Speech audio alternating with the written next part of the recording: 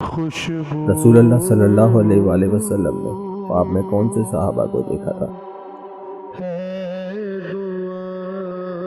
ایک رات رسول اللہ صلی اللہ علیہ وآلہ وسلم نے خواب دیکھا کہ آپ ایک باغ میں بیٹھے ہیں اور آپ کے سامنے ایک بڑا پیالہ رکھا ہے جس میں دودھ بھرا ہوا ہے۔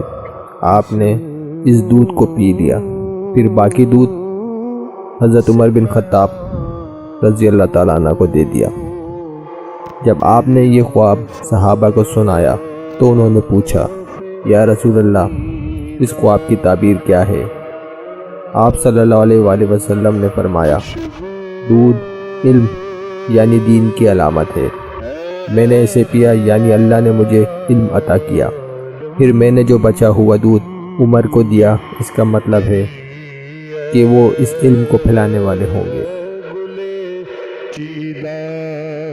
صحابہ نے کہا، یا رسول اللہ، کیا عمر ہی اس علم کے وارث ہوں گے؟ آپ صلی اللہ علیہ وآلہ وسلم نے مسکراتے ہوئے فرمایا، ہاں، عمر حق کے ساتھ کھڑے ہوں گے اور وہ اسلام کو مضبوط کریں گے۔ یہ خواب صحیح بخاری کتاب التعبیر میں درج ہے۔ بعد میں حضرت عمر رضی اللہ تعالیٰ عنہ خلیفہ بنے اور انہوں نے اسلام کو عروج تک پہنچایا۔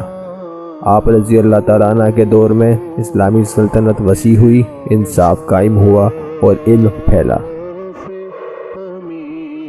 ہمارے اللہ ہمیں بھی حضرت عمر رضی اللہ تعالیٰ عنہ جیسی غیرت، عدل اور علم کی محبت عطا فرما، آمین۔